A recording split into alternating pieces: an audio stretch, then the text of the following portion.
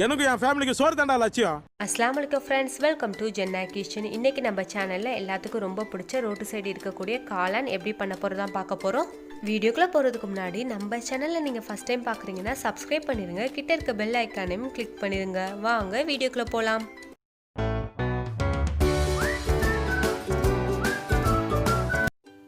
இப்போ நம்ம தேவையான பொருள் பார்த்துடலாம். நான் ஒரு சின்ன முட்டைக்கோஸ் ஒன்று முழுசாக எடுத்து கட் பண்ணி எடுத்துக்கிட்டேன். இதுக்கப்புறம் 1 கப் மைதா, 1 கப் கார்ன்ஃப்ளவர், தேவையான அளவு உப்பு, ஒரு 2லேருந்து 3 ஸ்பூன் மிளகாத்தூள். இதுக்கப்புறம் முட்டைக்கோஸ் ஒரு பாத்திரத்தில் ட்ரான்ஸ்ஃபர் பண்ணிக்கிட்டேன். இப்போ நம்ம எடுத்து வச்சுருந்த 1 கப் மைதாவை போட்டுருங்க. அதுக்கப்புறம் நம்ம எடுத்து வச்சுருந்த 1 கப் கார்ன்ஃப்ளவரை போட்டுருங்க. இதுக்கப்புறம் மிளகாத்தூளை போட்டுருங்க. அதுக்கப்புறம் தேவையான அளவு உப்பு போட்டுக்கோங்க. போட்டதுக்கப்புறம் கொஞ்சமாக தண்ணி ஊற்றிக்கோங்க, ரொம்ப தண்ணி ஊற்றிடாதீங்க, அப்புறம் ரொம்ப தண்ணியாயிரும். இது எல்லாத்தையும் போட்டதுக்கப்புறம் கரண்டியை வச்சோ கையோ வச்சோ நல்லா மிக்ஸ் பண்ணிடுங்க. நீங்கள் கலருக்காண்டி கேசரி பவுடர் கூட சேர்க்கலாம், ஆனால் இன்றைக்கி நான் சேர்க்கலை. ஆல்ரெடி நம்ம சேனலில் மசால் பூரி பானிபூரி ரெசிபி அப்லோட் பண்ணியிருக்கேன், டிஸ்கிரிப்ஷனில் லிங்க் இருக்குது, வேணும்னா செக் பண்ணிக்கோங்க. இப்போ நம்ம இதை நல்லா மிக்ஸ் பண்ணியாச்சு. ரொம்ப தண்ணியாகவும் இருக்கக்கூடாது, ரொம்ப கெட்டியாகவும் இருக்கக்கூடாது, கரெக்டான கன்சிஸ்டன்சி இருக்கணும். இப்போ நம்ம மாவு ரெடி ஆயிடுச்சு. இதுக்கப்புறம் 15லேருந்து 30 நிமிஷம் முட்டைக்கோஸை மூடி வச்சுருங்க. கொஞ்ச நேரம் ஊறணும், அதனால தான் நம்ம முட்டைக்கோஸை மூடி வைக்கிறோம். இப்போ 30 நிமிஷம் ஆயிடுச்சு. நம்ம மூடியை ரிமூவ் பண்ணிடலாம். இதுக்கப்புறம் ஒரு கடாய் எடுத்துக்கோங்க, அதில் எண்ணெய் ஊற்றிக்கோங்க. எண்ணெய் மிதமான சூட்டில் இருக்கணும், ரொம்ப சூடாக இருக்கக்கூடாது. ரொம்ப சூடாக இருந்துச்சுன்னா உள்ளெல்லாம் வேகாது. ஸோ எண்ணெயை மிதமான சூட்டில் வச்சுக்கோங்க. இப்போ நம்ம முட்டைக்கோஸை போட்டுடலாம். குட்டி குட்டியாக போடுங்க, அப்போ தான் ஈஸியாக வேகும்.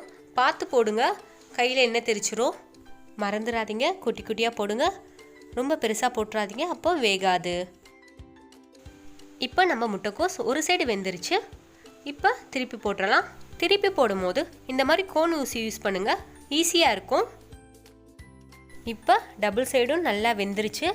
இப்போ நம்ம இதை எடுத்துடலாம். எண்ணெயை நல்லா வடிய விட்டு எடுத்துக்கோங்க.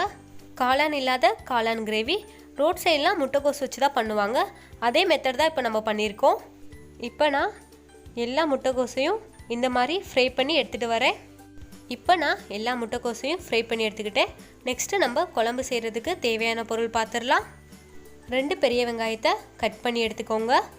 2 தக்காளியை கட் பண்ணி எடுத்துக்கோங்க.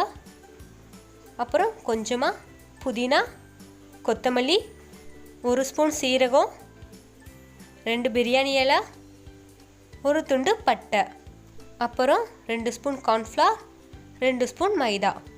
இது கூட 1 spoon garam masala, 2 spoon chilli powder, 2 spoon chicken masala, தேவையான அளவு உப்பு, அப்புறம் கொஞ்சமாக மஞ்சத்தூள்.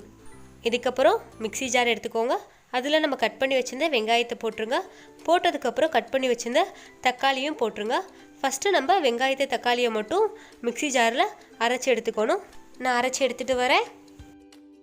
இப்போ அரைச்சி எடுத்தாச்சு. ஓப்பன் பண்ணிடலாம். பாருங்கள், இதுக்கப்புறம் நம்ம எடுத்து வச்சுருந்த கொத்தமல்லி, புதினா, பட்டை, பிரியாணி இலை, சீரகம் இது எல்லாத்தையும் போட்டுருங்க. போட்டதுக்கப்புறம் இதையும் அரைச்சி எடுத்துக்கோங்க. இப்போ அரைச்சாச்சு. பாருங்கள், இதுக்கப்புறம் ஒரு கடாய் எடுத்துக்கோங்க. அதில் ஒரு 2லேருந்து 3 ஸ்பூன் எண்ணெய் ஊற்றிக்கோங்க. எண்ணெய் சூடானதுக்கப்புறம் நம்ம அரைச்சி வச்சுருந்த மசாலாவை போட்டுருங்க.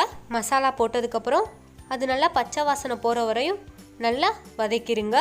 இந்த மசாலாவை வதக்கும் போதே நீங்கள் 1 ஸ்பூன் இஞ்சி பூண்டு பேஸ்ட்டு சேர்த்துக்கலாம். நான் சேர்த்துக்கல, நீங்கள் வேணும்னா சேர்த்துக்கோங்க.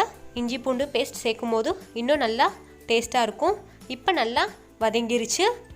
இந்த நேரத்தில் நம்ம எடுத்து வச்சிருந்த மசாலாவை போட்டுருங்க. மசாலாவை போட்டதுக்கப்புறம் அதையும் நல்லா வதக்கிடுங்க. நான் 2 ஸ்பூன் உப்பு போட்டிருக்கேன். உங்களுக்கு பத்தலைன்னா நீங்கள் இன்னும் கொஞ்சம் கூட உப்பு போட்டுக்கோங்க.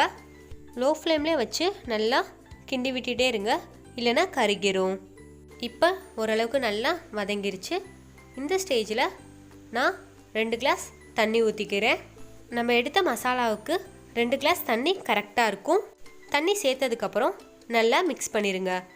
இந்த நேரத்தில் உங்களுக்கு உப்போ உரப்போ கம்மியாக இருந்துச்சுன்னா நீங்கள் இன்னும் கொஞ்சம் கூட சேர்த்துக்கலாம்.